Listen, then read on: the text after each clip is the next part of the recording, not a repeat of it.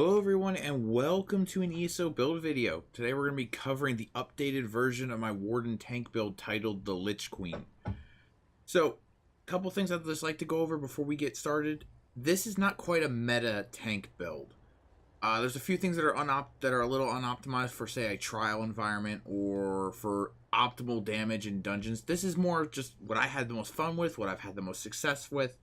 And I have personally hard mode tanked every single Vet DLC dungeon except for the two new ones in the game with this build.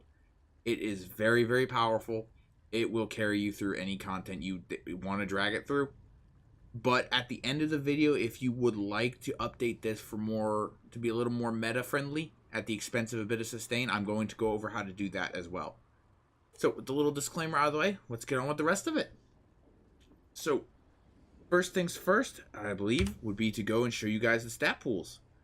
So, stats, mana and stamina, fairly average. It is important we do have a bit more stamina than mana for the sake of shards and whatnot. Our health sits about 53,000. This actually sits about 60, or this buffs up to 46.8k in Ebon.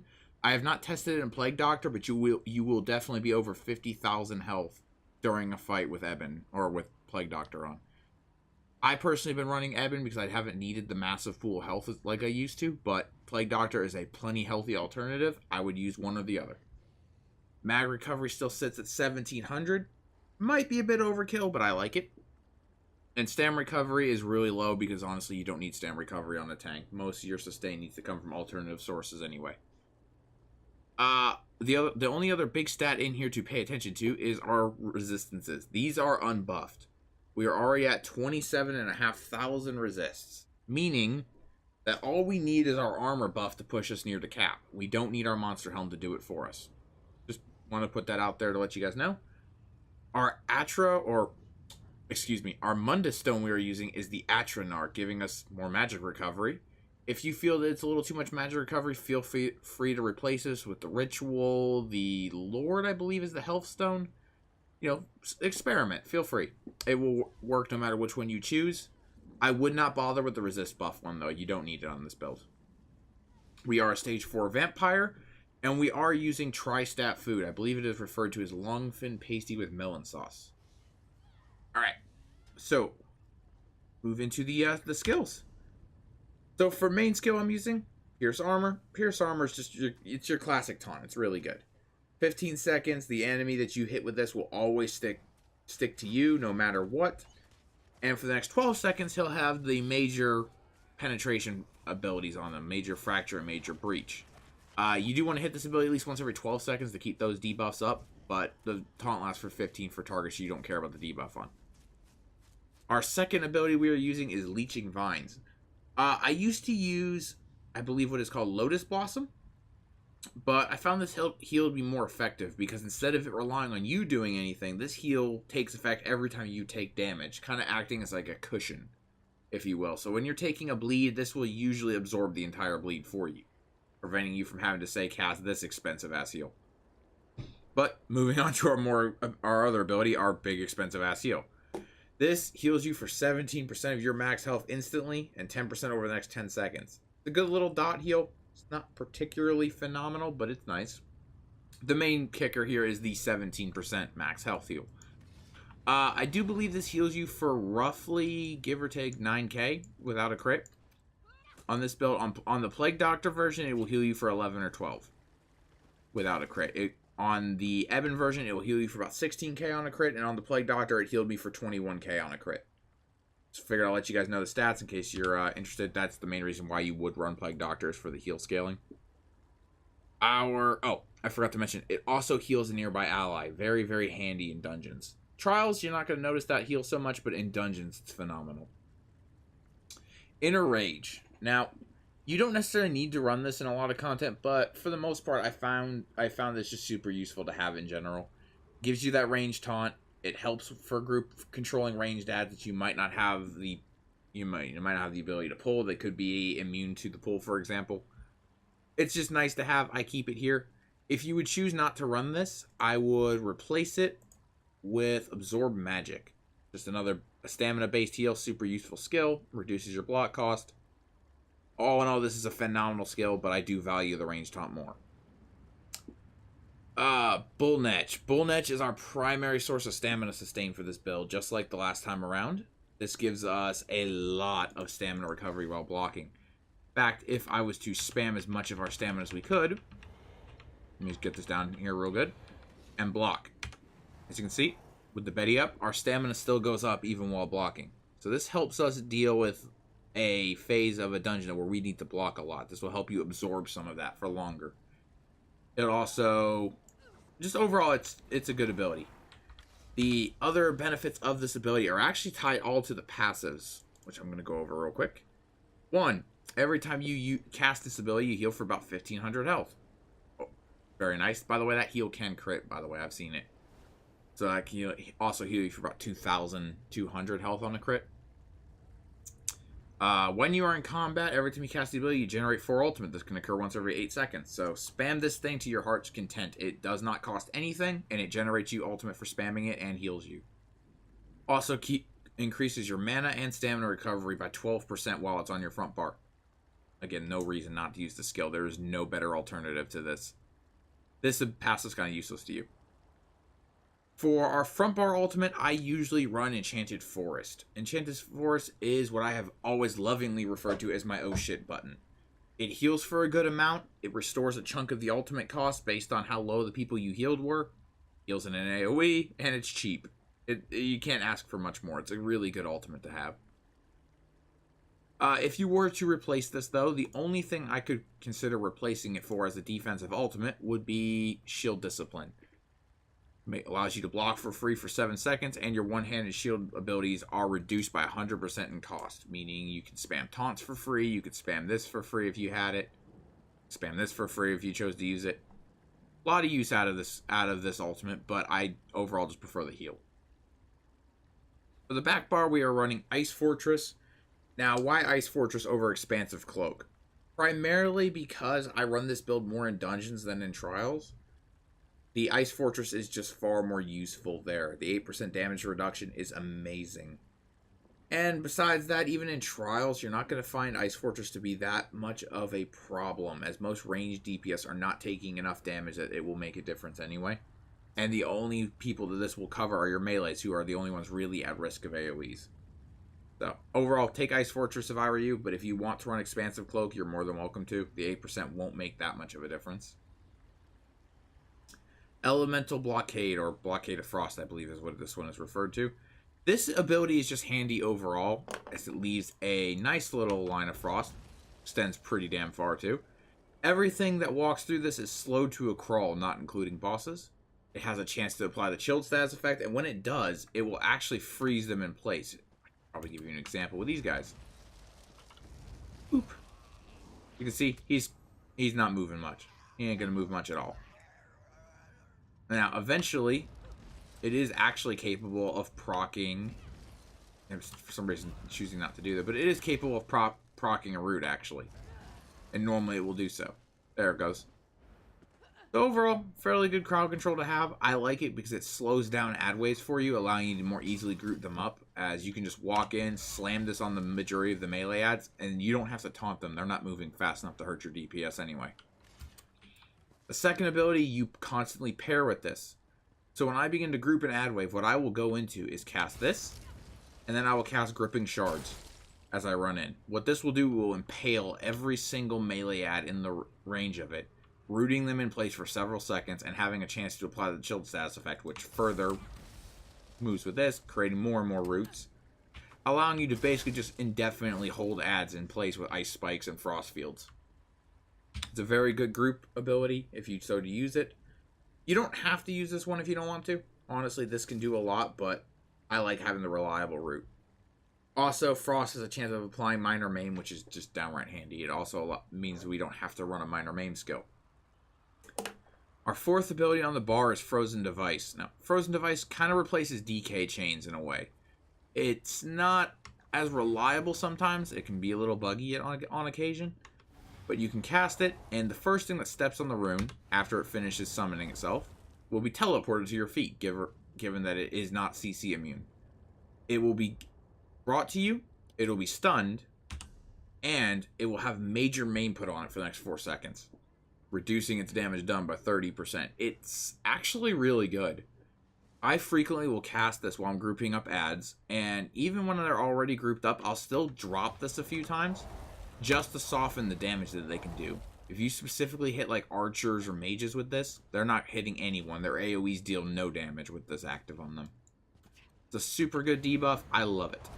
The other handy thing about it is, unlike Change, can be blocked by enemies. So, for example, if I were to go, say, tick this guy off here, let me go grab him, bring him down. Now, normally Chains, were I to try to pull that ad to me there, the one up ahead, Chains would pick this guy instead because he's in front of me. That does not happen with this. This can shoot right through ads. It does not care. You can be looking downhill from them right through, and it will shoot right through them. It's very handy for grouping ads up in dungeons. The only time I find the ability to be a little obnoxious is because it sometimes has a little bit of targeting issues. You gotta be careful when learning how to target this. So the easiest way to, like, for example, if you're trying to prioritize a particular ad, the best way to get used to it is that the ads you want, try your best to make sure they're at the center of the circle, as it seems to prioritize whoever's closest to the middle. Overall, super good skill though. I wouldn't trade it for the world. If you don't want to run this and would instead like to run a version of Chains that's a little more reliable, you can also use Silver Leash. I don't like this skill, but it is worth mentioning. It costs stamina, and that's why I don't like the skill. It's a little expensive for my tastes on the whole stamina cost. I wish it cost about half, maybe only 2,000. You know, it shouldn't cost quite as much as it does. But regardless, that is your alternative if you do not wish to use the pull. You also don't need to use this every fight, so you can always replace this with some other skill if you so desire. Final main skill on the bar is Bone Surge. Bone Surge activates a damage shield on us that absorbs 30% of our max health for the next 6 seconds, and more importantly, grants a synergy that allies can activate, giving them a massive damage shield and Major Vitality for the next 6 seconds. That Major Vitality will allow your allies to quickly heal back up if they're injured. The damage shield's just handy all around to survive certain burst mechanics. Frequently, you'll find if there's a high damage mechanic coming, it would be good to activate this. Your allies will activate the synergy, and they will have significantly more health to survive the burst mechanic. Overall, very, very handy skill, and it's practically spammable. For ultimates in dungeons, I love Permafrost. Permafrost is such a good ultimate. So what it does is it creates a massive field around you, which I will just demonstrate here. Every single ad in this field will be slowed by 70%. After 3 ticks of damage, they will be stunned, which the ticks happen once every second. And every ally within that field, and for the next 8 seconds thereafter, will have major protection given to them, including yourself. It is a very good tanking ultimate. It allows you to get through high damage phases without even thinking about it. Something that should have dealt half your health bar on a block will only deal like 10,000 damage. I know that's a little of an exaggerated value, but it is true. It significantly reduces the damage you take. It's amazing. Alright, so with the main skills out of the way, I just want to go over and note a couple alternative skills that I have used in the past and found use. For boss fights that are sustain intensive, Deceptive Predator, while you won't actually use the skill, is nice to throw on the back bar, simply because it activates the Flourish passive, and the Savage Beast one if you do choose to activate it. Overall, the primary reason that was to activate Flourish. It gives you the 12% higher mana recovery while on your back bar. You don't need this, but during boss fights it's handy. Another frequent one that has hit my bar before would be Lotus Blossom. I still use this to this day on certain boss fights. It's nice. It gives you light attacks, really powerful heals. Very, very cost effective. And every time it heals an ally, it grants you back some mana and stamina due to the green balance passives. Overall, it's a super useful skill. It's not something I'd keep in my bar most of the time, but during boss fights that warrant it, it's good. Same thing applies with this skill. Sometimes I've weaved this into my rotation instead of gripping shards. You just pop this down and it's a nice little emergency burst heal when you need it. Lasts for 6 seconds before it goes pop, but you can activate it early if needed. It's also a pretty damn good group heal if you need it. Allows you to spam and save your group from some significant damage if the healer's having issues for the fight or maybe down. I don't use this one very often though, admittedly. Winter's Embrace. There's nothing too much to note here other than Shimmering. Actually, to be fair, we've used every single skill in this skill line. They're all so good. Shimmering, what it does is it acts kind of like DK wings, but instead of reflecting projectiles, it absorbs them. Every time it does so, it absorbs 20,000 plus damage of what it would have done. It gives you major heroism, giving you, what, 3 ultimate every 1.5 seconds. Very, very useful. Overall, it's just super good. It also refunds you a chunk of its cost every time it absorbs a projectile. It will, in total, end up giving you back about half the cost that it took to cast it in the first place once it absorbs all 3. So, I use this during bosses like in the Fang Lair boss. Cloud Rest is another great example, by the way. Zamanja's heavy attack is fully absorbed by Shimmering. You take no damage.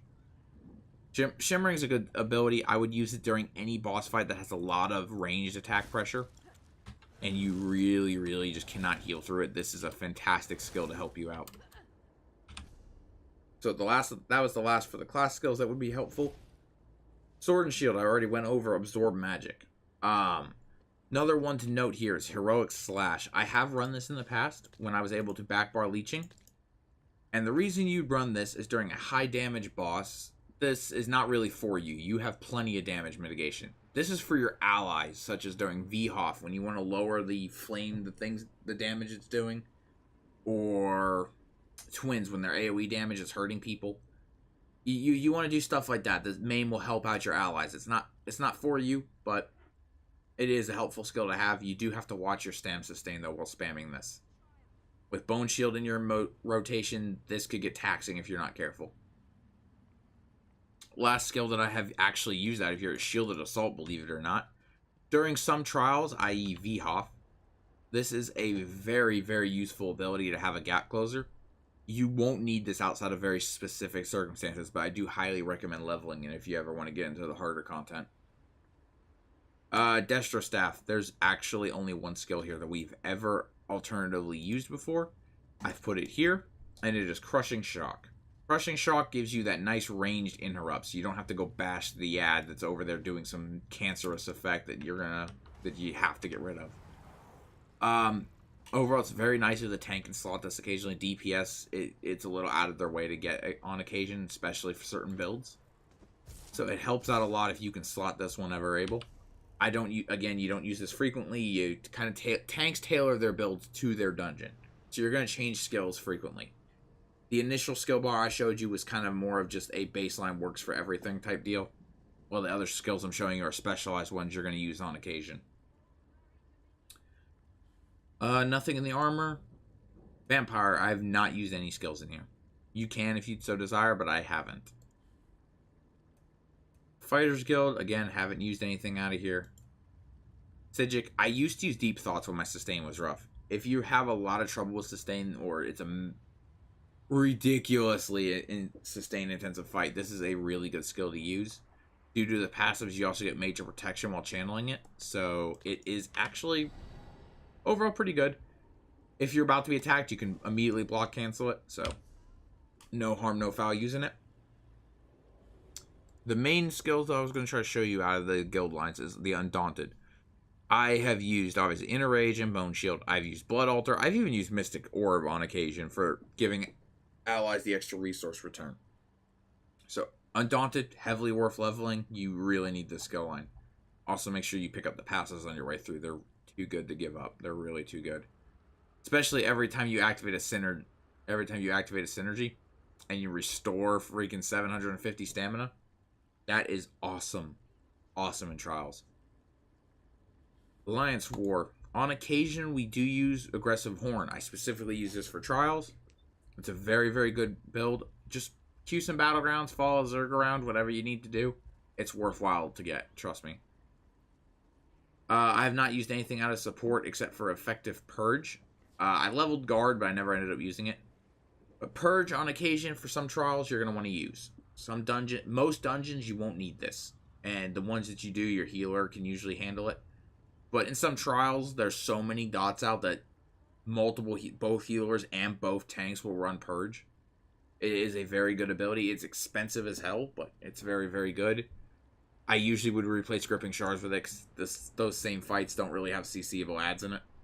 So, again, just play PvP a bit. It might suck on a tank, but it's really worth getting the assault and support skills when needed. I don't know if I went over this already, but for a race, we are a Nord. Now, the main reason we are a Nord is, one, because I was already one. I love Nords. They're my favorite tank race. But you get 1,000 health, 1,500 stamina. You generate 5 ultimate every 10 seconds while taking damage. And the big buff for Nords. You get nearly 4,000 resistances, both spell and physical, for just being a Nord.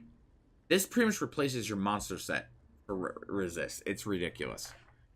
Every other race is still very viable. Imperials, Argonians are the 2 next best, and then followed by pretty much everyone else with a sustain passive.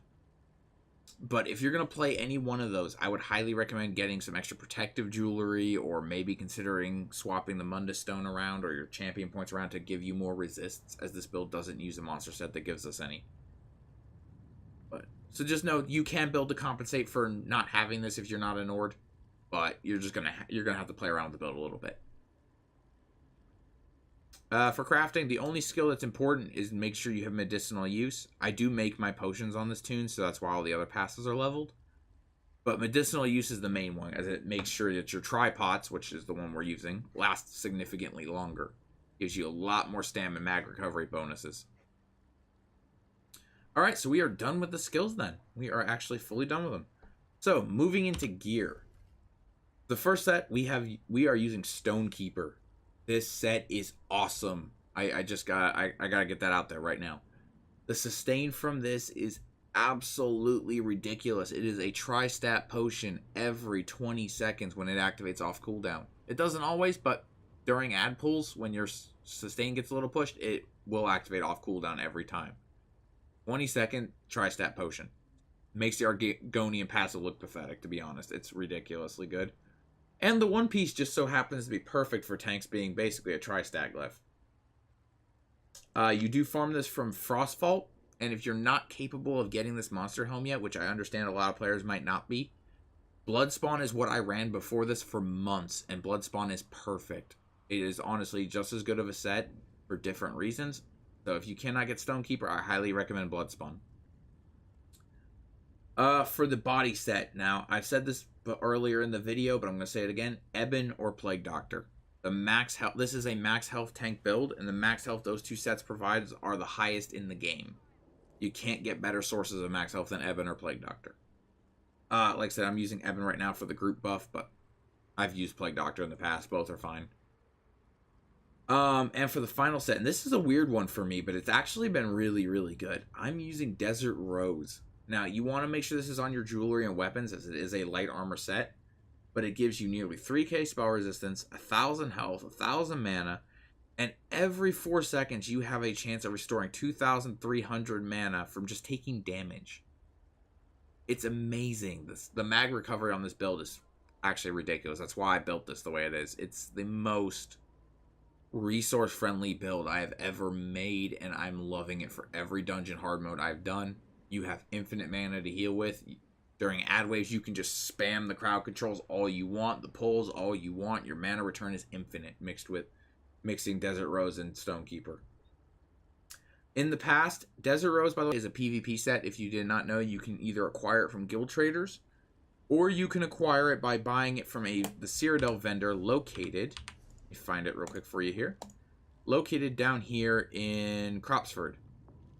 If you do not want to run Desert Rose, though, I did used to run Turog's Pact. That is still perfectly viable for the way we are running this build, if you so desire. Barring Turog's Pact, Bahara's Curse, believe Leeching Plate is another good one. You know, there's a lot of alternatives. This is actually a very, very versatile build. I've been just enjoying the hell out of Desert Rose. Alright, so this is where I said the build was a little off meta compared to other options.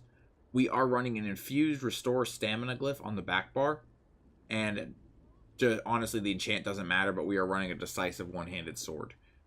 This is where I said it was not meta, so I just want you to bear with that for a minute and understand. This gives you a massive amount of stamina sustain like this. That's a lot. This procs every 3 ticks, every 2 or 3 ticks. So you watch, this deals one tick of damage, but you saw the extra one come up, the bigger tick.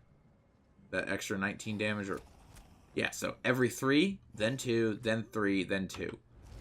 That is a lot of stamina recovery. It actually equates to nearly 500 stamina recovery. So it's really, really, really good so long as enemies are standing in your wall of elements. Now, that being said, if you would like to become more meta for dungeons and trials, buffing the damage of your allies, I would highly recommend changing this to a Crusher enchant. And either moving your stamina enchant over onto the front bar, or using absorb stamina poisons. I don't like the poisons, I would prefer the glyph. Just saying. And for trials, I actually do this. I use an infused absorb stamina on the front bar and an infused crusher on the back in trials. It is important to note, in trials, it's really worth running the more powerful crusher. But in dungeons, because you only have 2 damage dealers, the damage difference is not that noticeable. And I feel you can get away getting the more selfish sustain setup. Alright, so we are running like an ice staff, sword and board. The one-handed weapon does not matter. Also, the trait really doesn't matter. You could run defending, infused, decisive. I'm currently experimenting with decisive, but I'm really thinking about going back to infused, to be honest. Just so that way I can more comfortably swap the crusher around if I so desired. We are in 7 heavy armor. I don't think I mentioned that before. All the small pieces are sturdy, and all the big pieces except the helm are infused. The big pieces are all triglyph enchant. The small pieces all health enchant. And on the jewelry, you have a choice to make. These jewelries come naturally in arcane. I left 1 arcane and 2 healthy. The reason why I said this is a choice is because on our front bar, we have more stamina, which means when we take a Templar Shard ability or the healing orbs that give us resource return, the synergy will prioritize giving us stamina. If you leave an arcane on one of the jewelry, though, your back bar will have higher mana pool. Which means when I'm on my back bar, when I'm spamming all my crowd controls and I actually need a source of mana, shards will restore that pool instead. This is a choice. It's just something I've been experimenting with in dungeons and having fun with. If you are more comfortable just keeping the shards giving you stamina at all times, I would highly recommend just swapping this back over to healthy. Also, the reason why we have more stamina on the front bar is because we have a stamina enchant on the shield. Shield trait, again, doesn't really matter either. You can go, I'm using reinforced to push the resists up to near cap, so that way I don't need a monster set to do it. You can also use sturdy here, infused for a bigger enchant if you want, Nirnhone for more resists. Pick and choose. I'm just using reinforced, the trait the shield came in, and it's been serving me well pretty good. Alright guys, so the last thing we gotta do now is just the champion points. So for champion points, they're still kind of been experimental, but these are what I've been using for about the last month now. To pretty damn good success, even in vet trials. I haven't changed my CP a lot. So 37 Warlord, you will be breaking free quite a bit as a tank, and reducing that cost is really helpful. 75 into Arcanist, we have a lot of mag recovery, and I wanted to push it as far as it would go, so a lot into Arcanist. Tenacity, I dumped my extra points here. You can go higher than this, by all means. Heavy attacks are a perfectly valid source of sustain, and I do heavy attack quite a bit on this build. So if you want to put more CP here, I'd just drain it from Arcanist if I were you. But I just dumped my excess points here. We have 66 Tumbling and 81 Shadow Ward. These are the bread and butter ones. These are the ones I would not change once you're up to the CP level. And before you're there, just put what you can here. They're really, really good. The cost reduction is phenomenal. It allows us to practically permablock and gives us a lot of dodge rolling freedom, even in heavy armor. For blue champion points, I'm running kind of like your classic, just super heal tank. 100 into Blessed, 100 into Elfborn, and I dump the rest into Precise Strikes because occasionally I've used Vigor before. Really, these two are the only ones that actually matter. You feel free to do what you want with the 70 left over. But just at least get these up to 24% and 14%. But I like them just maxed out because I have nowhere. You're not doing damage as a tank. You don't really need your CP anywhere else in here. So 66 Ironclad, 66 Thickskin, 43 Hardy, and 43 Elemental Defender. We are running 19 Recovery and 33 into Heavy Armor Focus. This champion point, you can adjust these as you will. But this has served me well through every vet trial, every vet dungeon. I have not needed to change this once. I've left it this way for about a month and a half now. Ever since I started doing VAS, I left it like this, and it has done fine. Really, really good. The only thing to note, though, is that if you do not use a secondary set like Desert Rose or Turogs that gives us spell resistance, take 16 points out, and put it into Spell Shield. Because you're not... Right now, the reason we have heavy armor focus here is to balance out what the set's giving us. So you'll overall end up losing about 1,000, 1,500 physical and spell resistance if you lose Desert Rose or Turogs. But just split it between the two, and you'll be good. But alrighty, guys, I hope you guys enjoyed the video. I already went over the trial meta setup by switching the traits and enchants around, so that's all good. Also, the last little thing for the trial meta is make sure you have Warhorn for the back bar. You don't need Permafrost in trials. Yeah. So anyways, guys, I hope you enjoyed. I hope you guys found it helpful. And yeah, I will see you all on the next video. Later, guys.